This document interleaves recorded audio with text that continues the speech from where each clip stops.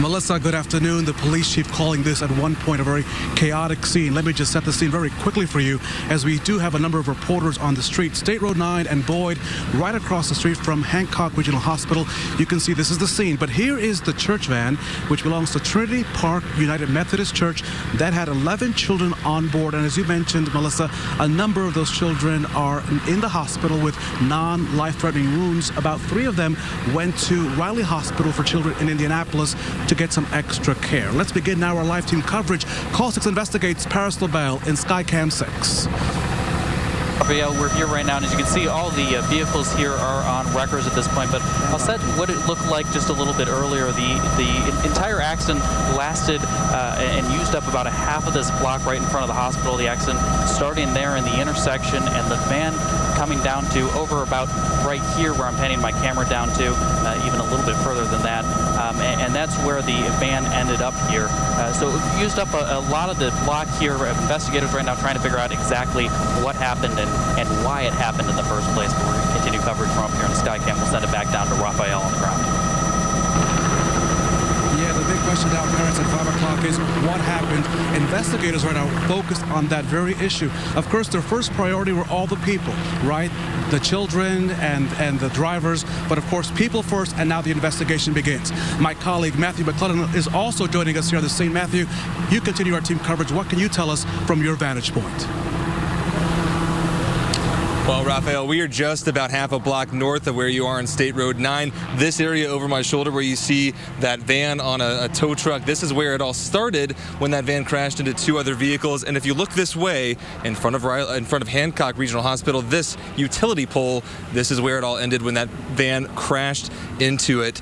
Now, we talked to a young woman who was here watching all of this unfold, worried because she knows people who go to Trinity Park Methodist Church, and was worried about her friends.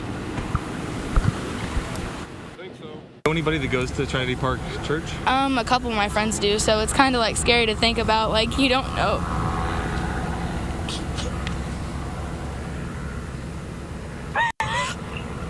A couple of them might have been on there, and it's really scary.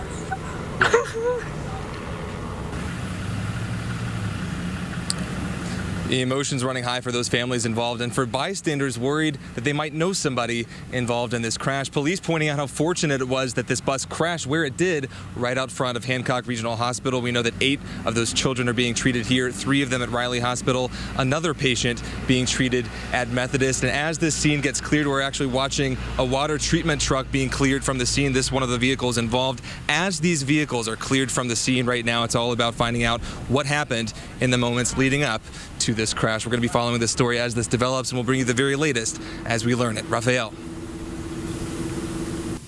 Matthew, thank you so much. Of course, an emotional time, of course, for those that watched this unfold at 3:07 this afternoon, but also for the first responders who really have to, when they get to these scenes like this and children are involved, it brings them really closer to the issue. Joining me now live is the police chief of the city of Greenfield, Jeff Rash. Jeff, first, let's talk about those Good Samaritans. I can't imagine of any place where you want an accident to occur, because we don't want them to occur, but this one occurred right across the street from the hospital. But tell me about the Good Samaritans who just poured out into the streets. Well, I can tell you, I think I can speak for all first responders here today that responded to this. We're so thankful for the people that did come out of the hospital.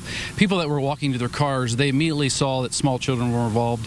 They immediately started rushing to the scene, carrying water. They brought bandages, tourniquets, anything they could bring to provide help, even if just to hold a hand to a small child and provide some comfort to them during this very difficult time. And we praise those people. We can't thank them enough. Of course, our first concern is the people, but now we have to figure out, Chief, what happened. We had 3 vehicles, including a church a van that was involved in this accident. What's next in this investigation? Well, right now we have a team of specialized accident investigators on the scene, and they're going to be out here for probably a little while longer. They're going to take some extensive measurements and photographs.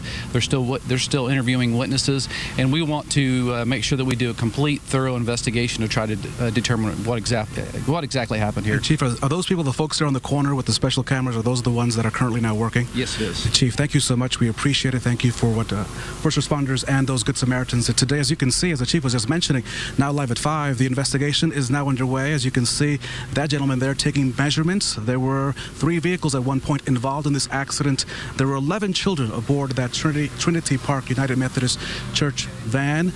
8 of them went to the hospital right across the street here at Hancock Regional. 3 went to Riley Hospital for Children because they needed extra care. The driver of the van and the driver of another vehicle also are in the hospital here. There was another vehicle in which that person did not need any care.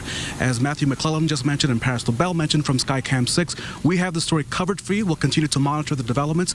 The priority now for the police department here locally is to get State Road 9 and Boyd Street reopened to allow traffic to continue and not to impede any other emergency vehicles that may have to come this way since this is a hospital. We are live in Greenfield. Melissa, now back to you.